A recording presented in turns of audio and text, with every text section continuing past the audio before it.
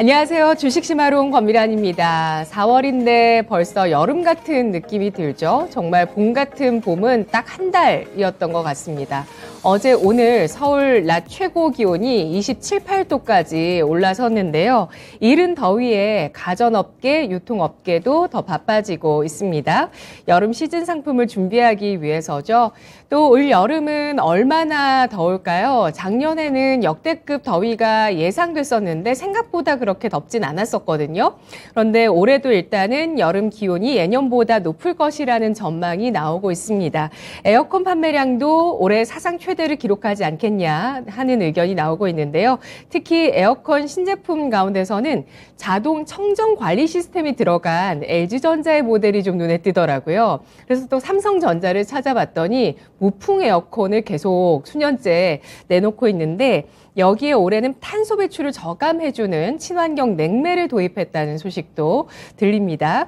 에어컨 관련주로는 이렇게 삼성전자, LG전자가 있고요. 또 창문형 에어컨의 국내 시장 점유율 70%를 차지하는 파세코, 이 밖에 에어컨 부품 쪽에서는 SCD, STM테크, 선풍기 관련주, 신일전자 등이 있습니다. 자, 오늘은 또 시장을 이해할 수 있는 주제, 어떤 주제일까요? 화면으로 보시죠.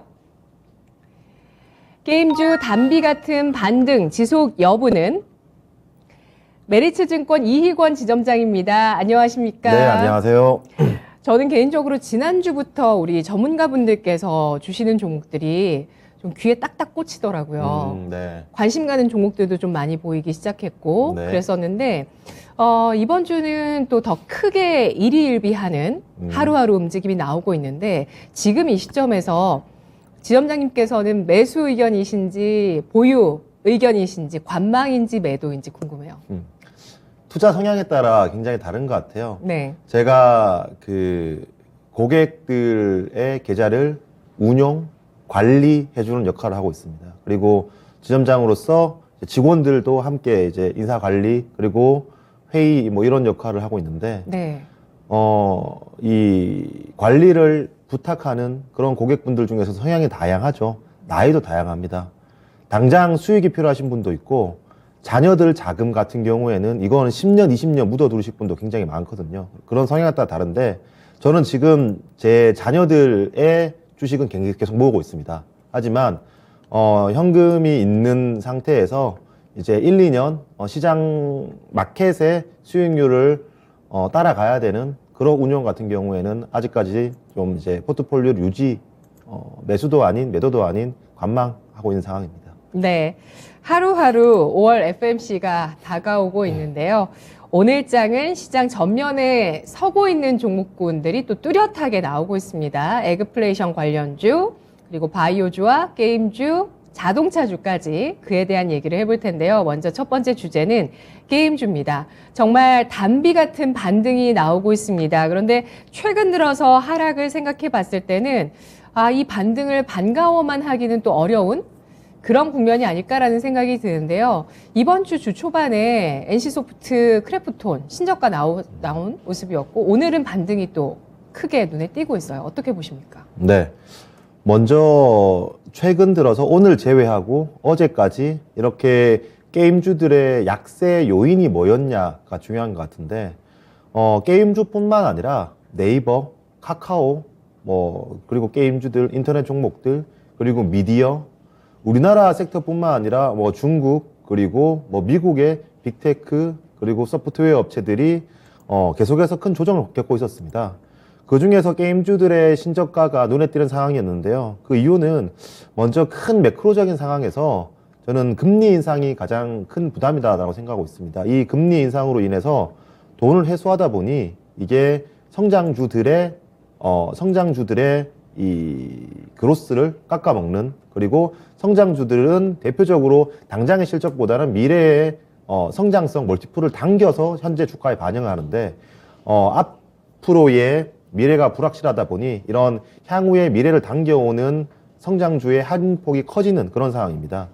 우리가 이론적으로 이 배당 모형이라고 하죠. 향후의 주가를 예측하는 이 배당 모형, 그리고 이론 주가를 계산해보는, 우리가 경영학 시간에 배우는 굉장히 이론적이고 정석적인 거지만, 그 분모가 R-G거든요. R은 이자율 빼기 G는 성장률. 네. 이 분모가 작을수록 미래의 주가는 커진다는 건데 분모가 작을수록 유리하다는 것은 R이 금리가 내려가거나 또는 성장률이 커지거나가 중요한데 네. 지금 금리가 올라가고 있는 상황에서 금리보다도 이 게임주들의 성장성, 실적 성장성이 더 커지지 않다 보니 이런 매크로적인 환경에 영향을 받을 수밖에 없는 상황이고요.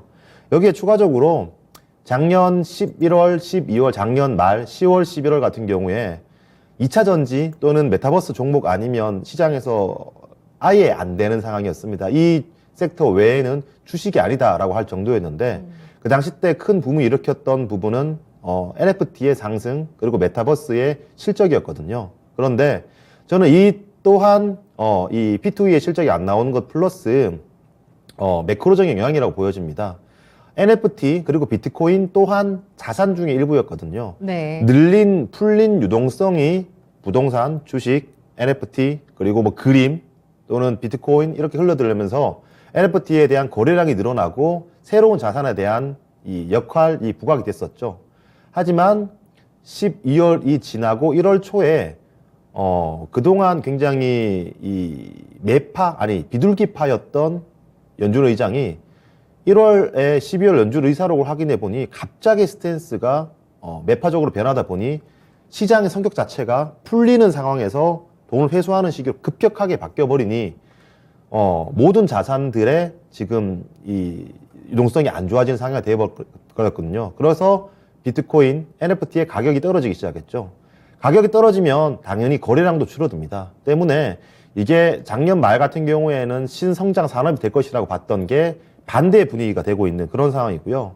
또한 이런 여건이다 보니 수급적으로 공매도가 굉장히 집중되었습니다. 이는 게임주와 바이오 종목에서 특히 발생되고 있는 상황인데요. 네. 뭐 펄어비스 같은 경우에는 전체 주식 수의 20-30% 가량, 자 정확하게 계산이 안 되는데 아마 900만 주 정도가 될 겁니다. 그렇게 되면 이건 뭐 하루 거래량에서도 20-30%에 해당하는 정말 수급적으로 올라갈래야 올라갈 수가 없는 뭐 그런 상황이 펼쳐지고 있기 때문에 매크로 환경도 안 좋고 모멘텀이 되었던 부분이 이제는 실망 매물로 작용하고 수급도 안 좋은 상황, 그런 상황에 의해서 1월 달부터 지금까지 계속 주가가 흘러내리는 것으로 보여지고 있고요.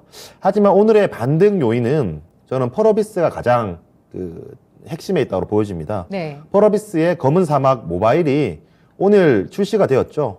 중국 다운로드 1위를 바로 출시를 기록했고요. 이후에 매출 순위 상승 여부가 굉장히 중요한데 아까 30분 전에 75위로 진입을 했습니다. 다소 아쉬운 상황인데 이 구글 매출 같은 경우에는 아무래도 누적 매출이다 보니 점점점 우상향하고 어느 순간에 정체를 할 텐데 그 정체를 하는 순위 그리고 얼마나 가파르게 올라가냐 그게 가장 중요한데 중요하게 보는 데이터는 중국의 우리로 따지면 이제 뭐 유튜브가 되겠죠. 도유라는 저도 사실 처음 본 채널이에요. 네. 이 도유라는 채널에 이번 펄어비스 검은 사막 모바일 이 채널이 244개, 시청자 수가 770만 명이거든요. 이 검은 사막 모바일을 스트리밍하는 채널이 이 정도, 그리고 그 채널에 모두 합쳐진 시청자 수가 이 정도다라는 건데 몽환서유 같은 경우에는 거의 중국에서 지금 1위, 2위를 10년, 7, 8년 동안 유지하고 있는 게임이죠. 이 몽환서유의 채널이 19개, 시청자 수가 93만 명이라는 걸 봤을 때 초기부터 굉장히 폭발적인 반응이다라고 볼 수 있기 때문에 오늘 이제 장 끝나고 내일 상간에 이 펄어비스의 실제 매출액이 얼마나 올라오는지가 그간 이 게임주를 억눌렀던 실적의 우려를 자아냈던 그런 요소들을 뒤집을 수 있을지 관건이 될 것 같습니다. 물론 이게 시장에서 기대했던 것보다 나오지 않는다라면 지금 굉장히 베스트 시나리오는 뭐 5위권, 6위권까지 기대를 하고 있는데 만약 10위권 안에 들지 못한다라면 실망을 할 거고요. 내일 그리고 내일 모레의 순위가 굉장히 중요한 상황입니다. 네. 펄어비스의 검은 사막 모바일 중국 출시로 인해서 게임주의 저가 매수세가 오늘 자극됐습니다. 그런데 뭐 펄어비스 같은 경우는 최근에 9만 원에서 10만 원 선의 박스권 움직임을 이어나가고 있고요. 그리고 아까 말씀해 주셨던 뭐 금리 인상이나 또 비트코인 NFT의 둔화 움직임과 가장 뭐 연동될 수 있는 건 블록체인 게임, P2E 게임 위메이드 미르포를 보여줬던 위메이드라고 보실 수 있는데, 위메이드 같은 경우는 지금 뭐 지하실을 뚫고 가거든요. 이건 뭐 지지력을 보인다고 보기는 어려운 국면이잖아요. 그나마 지금 8만 원 선 일단은 지지하긴 했지만 최근 계속 레벨을 낮추고만 있어서 이런 상황이 이어집니다. 일단 1차적으로 오늘 이 반등을 주도하고 있는 펄어비스의 검은사막 모바일 중국 매출 중요하다고 봐주셨고요. 이 매출을 그 순위로 확인할 수 있다고요? 그렇죠. 일반인 분들도 다 그럼요. 확인하실 수 있는 거죠? 네. 뭐 예. 저는 그 개볼루션이라는 웹을 이용하는데 네. 거기 들어가 보시면 앱의 다운로드 순위, 네. 그리고 매출 순위까지. 매출 순위, 그리고 구글 마켓과 애플 마켓을 또 확인할 수 있고. 네. 근데 이제 우리나라 같은 경우는 구글, 애플 마켓에서 모두 확인할 수 있지만 중국 시장 같은 경우에는 구글 마켓만 확인할 수 있죠. 실시간으로 확인할 수 있습니다. 네, 알겠습니다. 개볼루션이라는 그 사이트에 가보시면 이 모바일 게임들의 매출, 다운로드, 순위를 확인하실 수 있다고 합니다. 그래서 실적에 대한 좀 전망이 나오고 기대 심리에 불이 붙을 수 있을지가 중요할 것 같은데요. 게임주의 반등이 지속될 수 있다고 보십니까? 시기의 문제라고 생각해요. 작년 10월, 11월 MBN 계속 말씀드렸죠. 웹 네. 3.0. 네. MBN, 메타버스, 블록체인, NFT. 굉장히 그 당시 때 거래량이 늘어나면서 유동성 시장의 핵심, 그리고 새로운 산업이었습니다. 하지만 그게 환경이 바뀌면서 지금 굉장히 쇠퇴해버렸는데, 제가 있는 그대로 다 말씀을 드리자면, 그 당시 때 하이브, NC소프트는 처음으로 상한가를 상장한 이후에 아마 처음으로 상한가를 갔을 거예요. 네. 그 상한가 이전에 매수했던 것들을 아직까지도 보유를 하고 있습니다. 굉장히 손실률이 크죠. 그리고 하이브 또한 그 당시 때 30-40% 굉장히 단기에 큰 수익을 냈던 게 지금 굉장히 손실권에 있거든요. 근데 앞서 말씀드렸던 것처럼 저는 계좌를 운영할 때 자녀분들의 계좌, 길게 보는 계좌는 네. 계속 지금도 사고 있습니다. 이는 저는 종목을 보고 사는 것이 아니라 산업을 보고 매수를 하고 있거든요.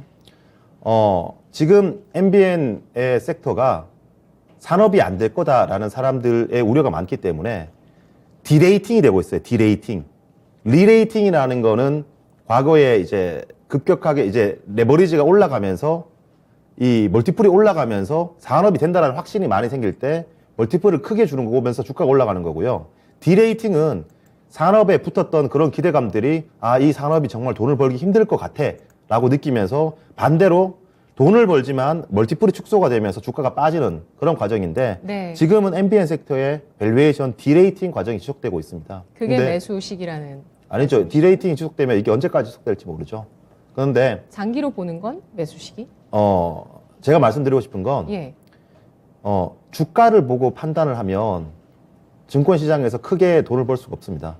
무슨 말이냐면, 이 성장 섹터, 성장 산업은 세 가지의 패턴을 겪거든요. 처음에 성장 산업이 막 된다라고 테마나 이런 뭐 정치 테마 또는 뭐 이 수소, 전기차 이런 테마가 막 발생이 되죠. 1단계 시세를 내는 것은 처음으로 매출이 발생할 때, 매출이 발생할 때, 이익은 안 나지만 매출이 발생할 때 처음으로 시세를 발생합니다. 그 당시 때 PSR로 이익이 안 나기 때문에 PSR로 밸류에이션을 굉장히 당겨주죠. 그런데 매출이 발생함에도 이익이 턴어라운드 하지 않을 때 다시 그 산업은 크게 꺾이거든요. 그런데 이익이 턴어라운드 할 때 대표적으로 테슬라였죠. 이익이 턴어라운드 할 때 또 주가는 큰 폭으로 상승을 합니다. 이익이 턴어라운드 할 때. 처음에 매출액이 발생하고 매출이 발생해서 다들 관심을 가졌는데 매출을 발생하면 뭐해? 적자인데 영업이익 순이익을 못 버는데 라고 해서 꺾였다가 이제 똔똔이라도 벌기 시작하네. 영업이익이 BEP를 넘겼네 라고 하는 순간 테슬라처럼 주가가 크게 올라가죠. 그게 이제 지금의 전기차처럼 밸류에이션이 다시 한 번 더 성장성이 막히게 되다가 이게 이익이 극대화가 되는 시점. 지금 전기차 업종들이 이익이 극대화 안 됐습니다. 그런데 지금은 2단계에 머물러 그렇죠. 있군요. 그런데 예. 아마존 같은 경우에는 네. 아마존 같은 경우에 과거에 생각해 보면 그 베조스가 정말 사무실에 PC 한 대만 놔두던 그런 시기가 있을 때 매출이 처음으로 발생했을 때 주가가 100% 올라가고 50% 빠지고 이런 상황이 굉장히 많았거든요. 그런데 매출이 발생하고 영업이익이 흑자로 돌고 최근 들어서 이익이 극대화될 때 플랫폼을 선점함으로써 이익이 극대화될 때 주가는 큰 폭으로 올랐거든요. 예. 그러니까 저는 산업이 된다 안 된다를 대해서 지금 시장은 산업이 안 된다에 디레이팅에 계속 투자를 하고 있고 계속 버리고 있죠. 근데 저는 결국 지나고 보면 그렇게 이 자녀들의 계좌는 결국 지나고 보면 크게 시장의 흐름이랑 안 맞지만 언젠가 그 시장 흐름이 왔을 때 그 산업을 크게 먹더라고요. 때문에 지금 저는 MBN 산업 같은 경우에 네. 매출이 발생하고 그리고 이익이 발생하지 않는 1단계, 2단계 사이 구간이다라고 생각하기 때문에 네. 매출은 꾸준히 늘어나고 있어요. 예. 지금 메타버스 같은 경우에 매출이 꾸준히 발생하고 있고 그리고 그 메타, 미국의 메타, 페이스북이 메타로 이 사명을 변경하고 메타에 계속 돈을 쏟아붓고 있거든요. 언제일지는 모르겠지만 이익이 턴어라운드가 되는 이 자본과 인건비가 지금 들어가고 있는 상황에서 이 자본과 인건비 이상의 이익을 내는 구간이 되면 다시 한 번 더 이 산업의 2단계 큰 호황이 올 거라고 봐요. 근데 그게 보였을 때 매수를 하면 이 먹을 수 있는 폭이 작거든요. 그렇기 때문에 저는 시장 트렌드에 맞게 가는 섹터 같은 경우에는 비중 조절을 하고 지금 같은 경우에는 저는 MBN 섹터는 제가 회사 생활을 하면서 제가 근무를 하면서 그리고 제가 주식을 하면서 결국 될 섹터라고 보기 때문에 저는 여기서 계속 그 콜을 말씀드리는 상황이고요. 또한 밸류에이션적으로 봤을 때 NC소프트를 예로 들겠습니다. 네. 올해 예상 PER이 15배, PBR이 2배, 네. 내년에 예상되는 PBR이 1.8배거든요. 과거에 NC소프트가 이 PER 밴드, PBR 밴드가 있죠. 정말 호황기 때는 어디까지 올라갔었냐? 정말 주가가 안 좋았을 때는 PBR 밴드 어디까지 빠졌었냐? PER 밴드 하단이 17배 수준이었습니다. 17배 아주 안 좋았을 때. 예. 근데 지금 PER 밴드를 깬 거죠. 네. 그리고 PBR 밴드 하단이 2.1배 수준이었습니다. 지금 2.1배까지 내려온 거예요. NC소프트 기업에 문제가 있다고 시장에서 생각하는 그럴 건가요? 수도 있는 거죠. 예. 네. 그런데 항상 그런 우려가 있을 때 네. 자산 대비 버는 돈 대비해서 기업의 가치가 크게 떨어집니다. 그런데 지나고 나 보면 악재가 반영이 되고 이 악재에 대해서 둔감한 상황에서 뭔가 실적이라든가 그런 호재가 나왔을 때 굉장히 민감하게 반응하는 구간이 오거든요. 결국 이 게임주뿐만 아니라 반도체, 자동차, 시크리컬 이 PER 밴드 하단에서 사거나 PBR 밴드 하단에서 사면 그때는 살 이유가 없지만 지나고 나보면 그때가 기회였다는 걸 알 수 있기 때문에 저는 여기서 NC소프트가 가진 현금 그리고 부동산만 하더라도 지금은 저평가 구간이다라고 생각되고 크래프톤 같은 경우에도 계속 지금 대표 같은 경우에도 자사주 매입을 하고 있죠. 자기 돈을 들여서 보여주기식이 아니라 큰 돈을 네. 매수하고 있습니다. 네. 크래프톤 또한 지금 공매도에 의해서 계속 그 실적 추정 그 주가가 눌리고 있는데 저는 실적 추정치가 빠져서 주가가 빠지는 것이 아니라 수급 때문에 빠지는 것이고 실적 추정치가 그대로 있다라면 저는 이 실적 추정치를 어닝 서프라이즈 될 가능성을 충분히 높다라고 판단하기 때문에 지금은 향후에 MBN의 디레이팅이 아닌 리레이팅을 위해서 저는 매수해야 된다라고 보고 있습니다. 네. 알겠습니다. 이번 주 월요일에 말씀해 주셨던 NC소프트 크래프톤이 신저가를 경신했는데요. 오늘은 다시 한번 펄어비스 중국 매출에 대한 기대감 나옵니다. 오늘부터 검은사막 모바일 중국에서 출시돼서 일단 현재 앱스토어 다운로드 1위를 기록했다는 점에 대해서 시장 기대감을 한 차례 가졌는데요. 게임주 이렇게 일단은 실적을 상향할 수 있는 요인들도 나오고 있습니다. 물론 인건비 부담도 있고요. 투자에 대한 부담도 뭐 없지 않습니다. 특히 인건비 부담 있는 상황이지만 이렇게 실적을 상향 조정하는 요인들도 나오고 있습니다. 그런데 공매도와 또 산업에 대한 우려감으로 인해서 금리에 대한 우려감으로 인해서 현재 할인 구간에 들어와 있는 양상이고요. 이에 따라서 중장기적인 관점에서의 대응 방법 알아봤습니다. 단기적으로는 과연 어떻게 해야 될지에 대해서도 한 말씀은 들어봐야 될 것 같아요. 모르죠. 아니 저는 위메이트 차트 보고 네. 사실 진짜 네. 손이 안 가거든요. 사실 위메이드 같은 경우에는 이번 실적 발표를 하고 나서 위믹스 매도 대금을 이제 처음엔 영업이익으로 했다가 이제 영업이익이 아닌 상황이 돼버렸잖아요.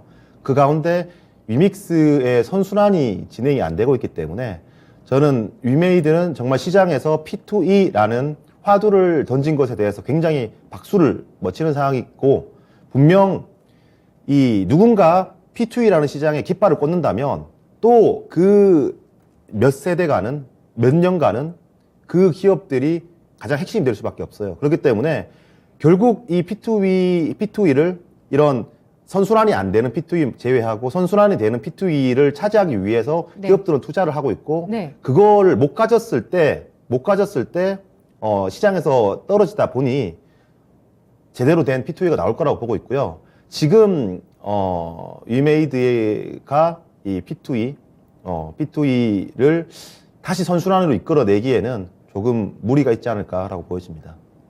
아 그래요?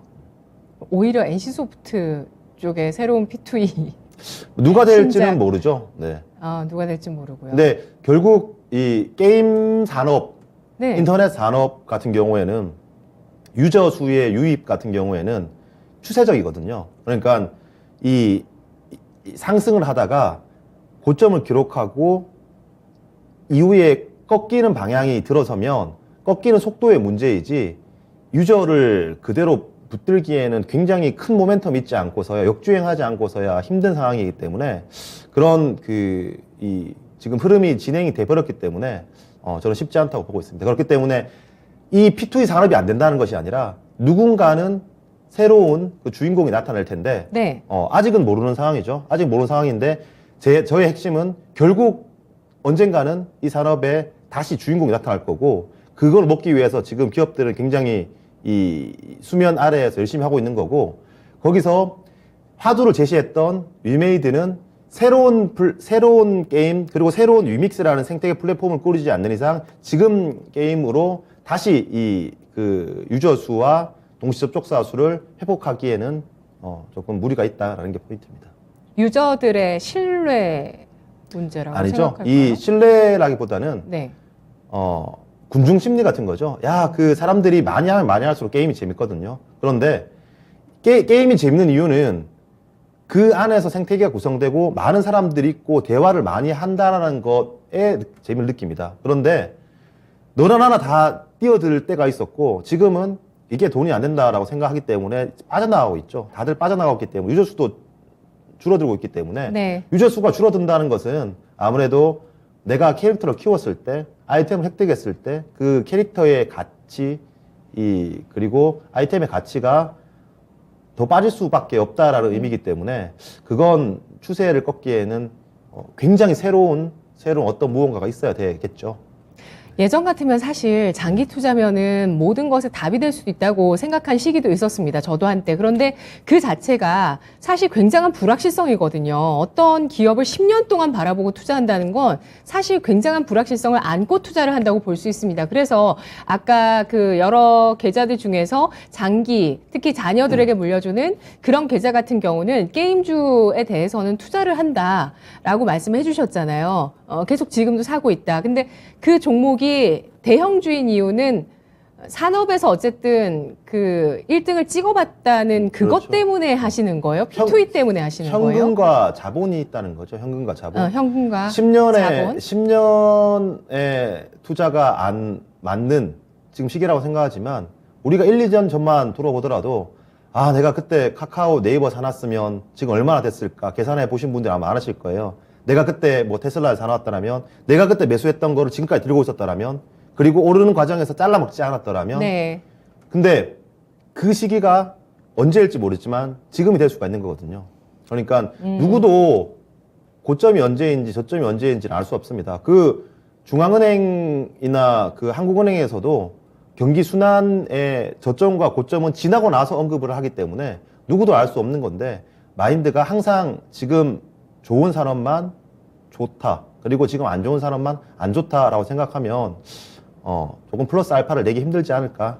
이게 제 투자 마인드입니다. 네, 그래서 오늘 게임주 반등 지속할까라는 그 내용에서 성장 산업의 3단계를 말씀해 주신 것 같아요. 일단 네. 1차적으로 탑다운 방식이죠. 성장하는 산업을 먼저 보는 겁니다. 네, 그러면서 테슬라도 예를 들어주셨고 MBN이라는 게임 관련한 그 산업도 예를 들어주셨고요. 저는 또 하나 더 해보자면 지금 2시 구간에 강한 섹터가 있거든요. 로봇입니다.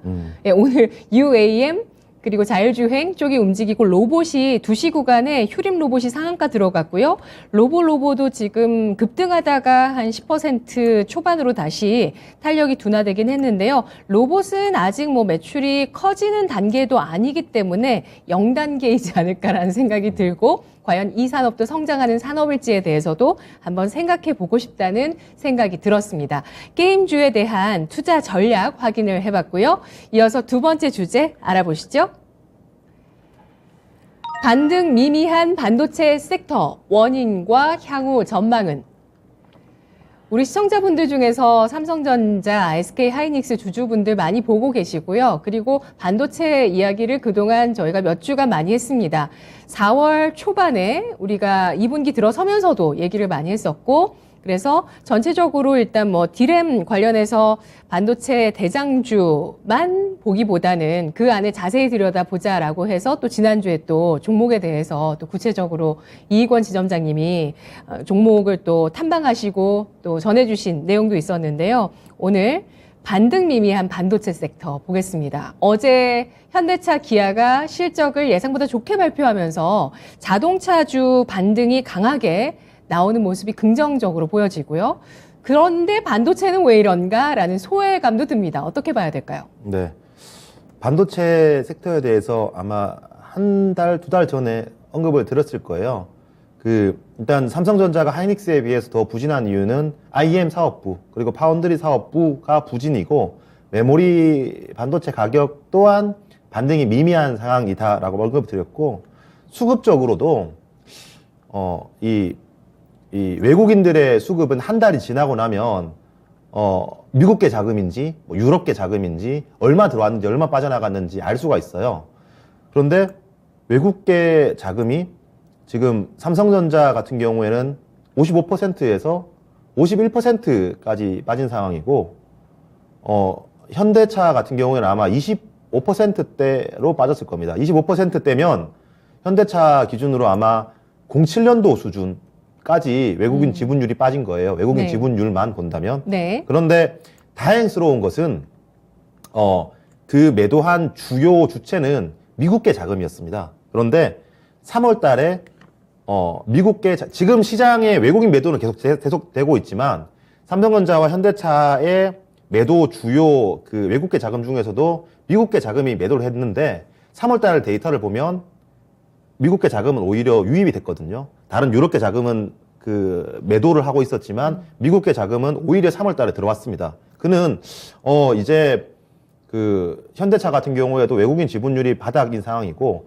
삼성전자 같은 경우에도 외국인 지분율이 51% 수준까지 내려왔는데 여기서 더 지금까지 보였던 소진율의 감소가 앞으로 일어날 거라고는 저는 수급적으로 보지 않고요. 이제는 왜 정말 지금까지 안 좋은 이유는 알겠어. 안 좋은 이유를 한두 명이서 알 때는 주가가 빠지기 시작하죠. 그런데 안 좋은 이유를 누구나가 다 알기 시작할 때는 주가가 더 빠지기 힘든 상황입니다. 그리고 반대로 주가가 좋은 이유 정말 누구나가 다 알고 있을 때 누구나가 다 샀을 때 더 살 사람이 없을 때 주가는 고점을 기록하거든요. 그거 너무나 잘 알죠. 네. 초심자들이 항상 첫 번째로 하는 실수가 그거잖아요. 정말 그렇죠. 확실한 걸 샀는데 고점에 잡는 경우.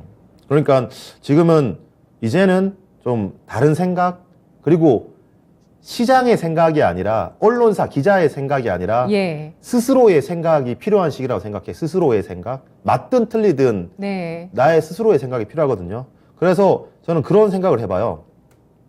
월급 빼고 다 오르고 있죠. 물가가 다 오르고 있습니다. 유가, 뭐 음식료, 자동차 다 오르고 있는데 반도체 가격 안 오르고 있어요. 굉장히 이상하지 않나요? 다 오르고 있는데 반도체 가격은 왜 안 오르지? 이런 생각이 들고요. 네.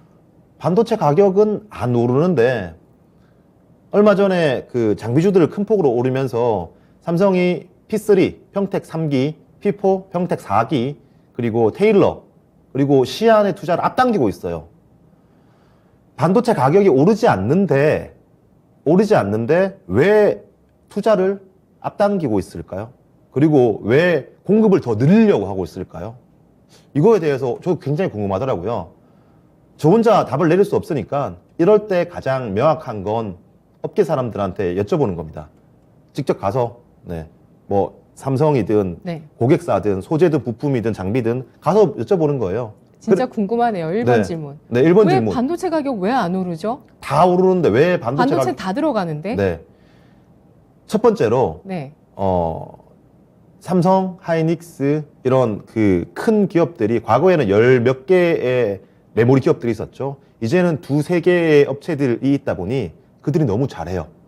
예를 들어서 자동차를 만드는데 여러 가지 부품들이 드는데 한두 개가 없으면 자동차가 안 만들어지는데 삼성전자, 하이닉스 같은 경우에 반도체를 만드는데 물론 반도체는 소품종 대량 생산이기 때문에 이 부품 수급을 워낙 잘 해놨습니다. 그리고 반도체는 자동차에 비해서 소재 부품이 많이 들어가지 않는 장치 산업이에요.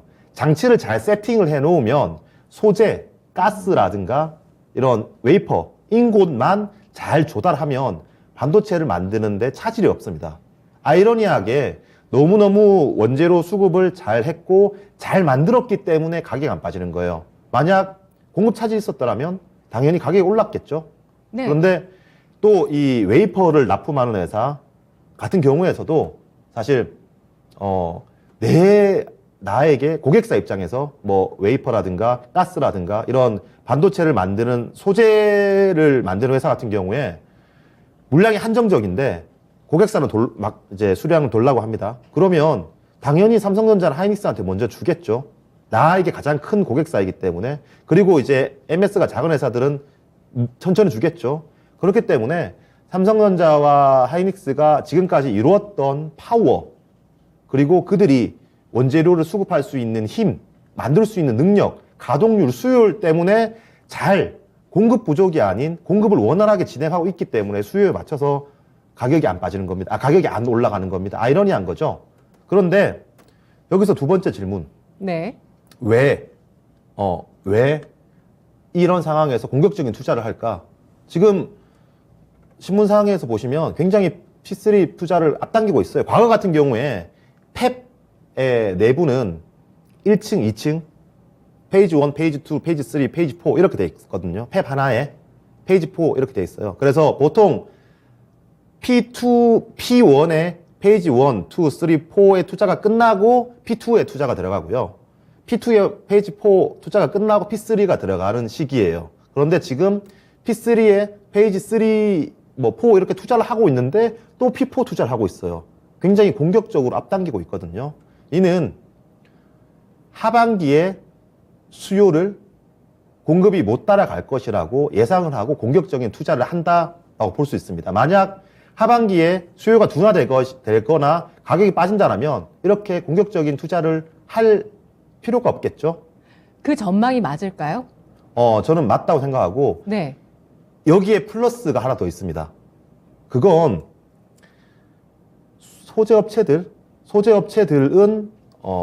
소재업체들은 지금 물량을 원하는 대로 납품하고 있어요. 잘 만들고 있죠. 그런데 장비업체들은 생각보다 지금 차질을 빚고 있어요. 필드에 계신 분들하고 그 말씀 나눠보면 반도체 업체가 반도체가 없어서 반도체를 못 만드는 상황이 펼쳐지고 있다. 또는 그게 예상이 된다라고 말씀을 주세요. 무슨 말이냐면 반도체, 메모리 반도체를 만드는 삼성전자, 하이닉스가 이거를 더 만들기 위해서는 장비가 있어야 되는데 우리가 작은 뭐 에어컨 실내기 하나에도 굉장히 그 비메모리 반도체, 시스템 반도체가 많이 들어가는데 반도체 장비 안에 들어가는 반도체가 없어서 그건 뭐 TSMC나 이제 파운드리 업체들이 만들겠죠. 시스템 반도체를. 그게 없어서 소재 업체들은 소재를 잘 납품하고 있는데 장비 업체들은 장비를 못 납품하고 있어요. 그래서 캐펙스를 굉장히 앞당기고 있는데 앞당기고 있는 그 캐펙스 일정을 장비 업체들이 잘 못 맞춰주고 있습니다. 이는 장비 업체들의 단가 인상으로 올라갈 거고요. 삼성이 계획했던 지금까지는 수요 대비해서 공급을 원활하게 잘 맞추었지만 향후에 장치 산업인데 그 장치가 잘 투자가 안 되었을 때는 수요를 못 따라갈 수밖에 없거든요.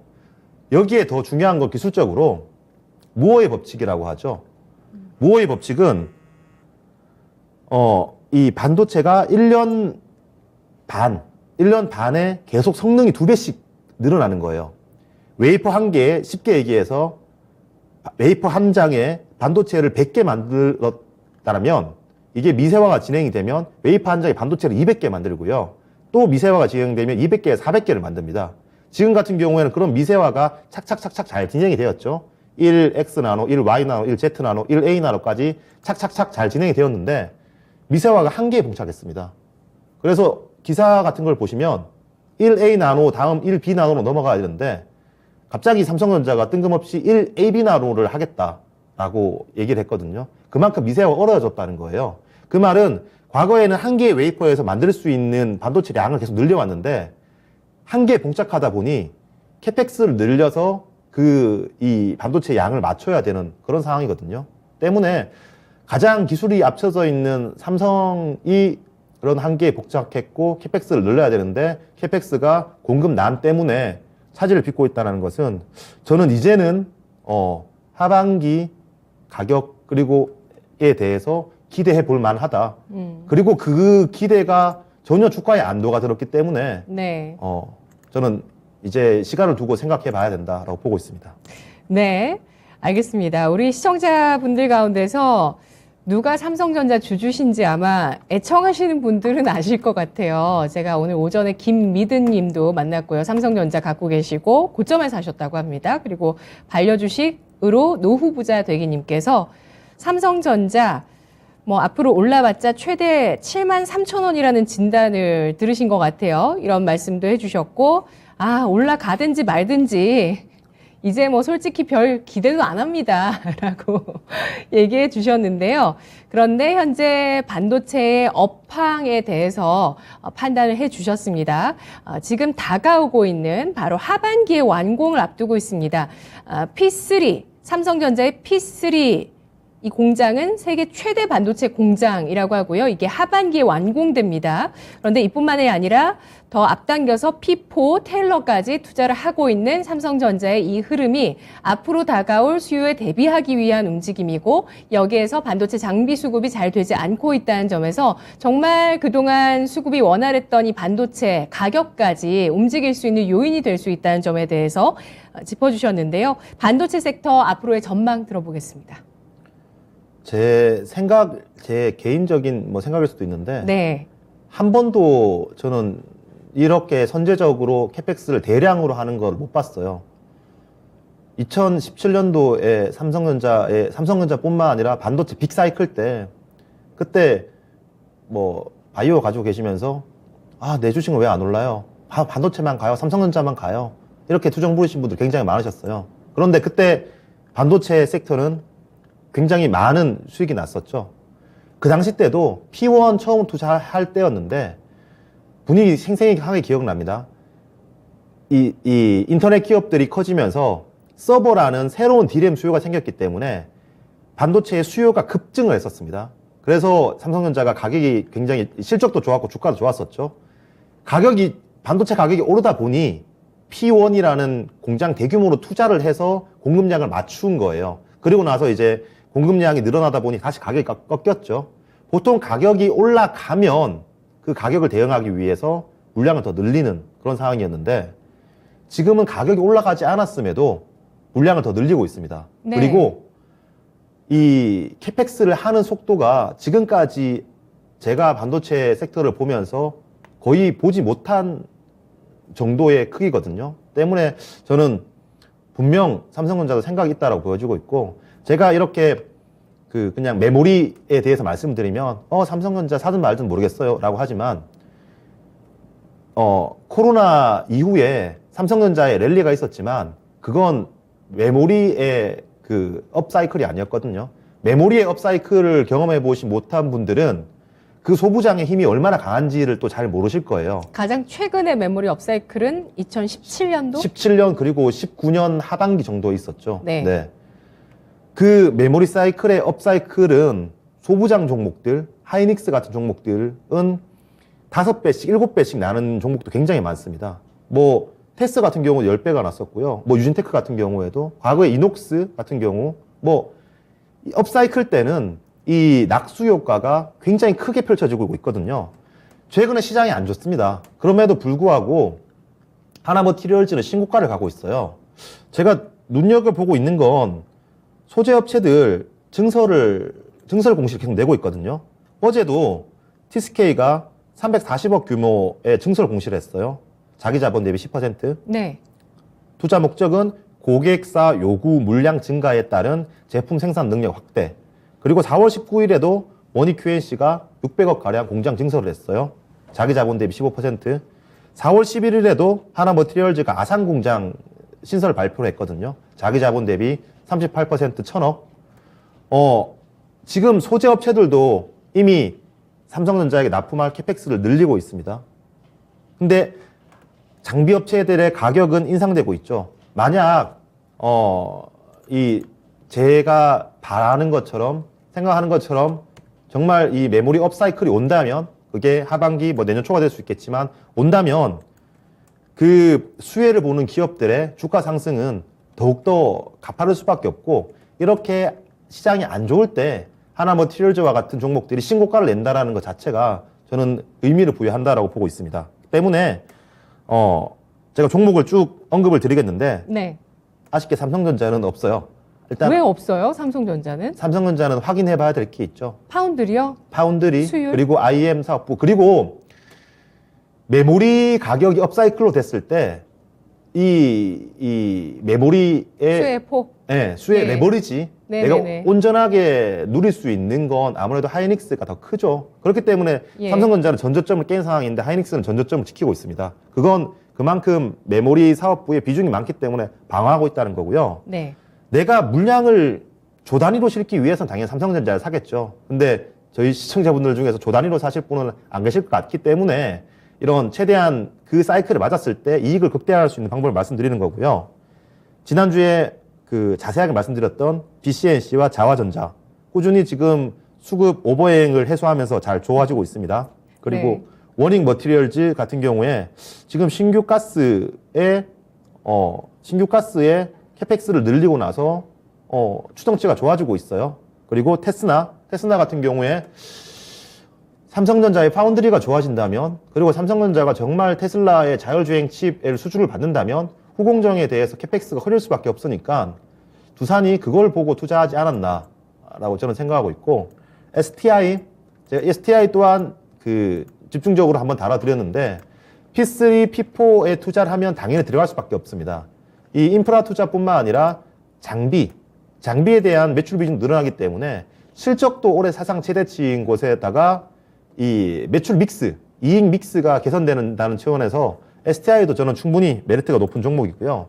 마지막으로 이노테크닉스 같은 경우에 본격적으로 어닐링 장비가 투입되고 있기 때문에 만약 이러한 종목들이 정말 메모리의 빅사이클이 온다 그러면 지금까지 보여줬던 그런 상승세보다 더욱더 가벼운, 내가 사고 싶어도 못 살 때 주가는 또 세게 가기 때문에 그런 구간을 만약 온다면 우리 놓치지 말자라는 차원에서 말씀드리겠습니다.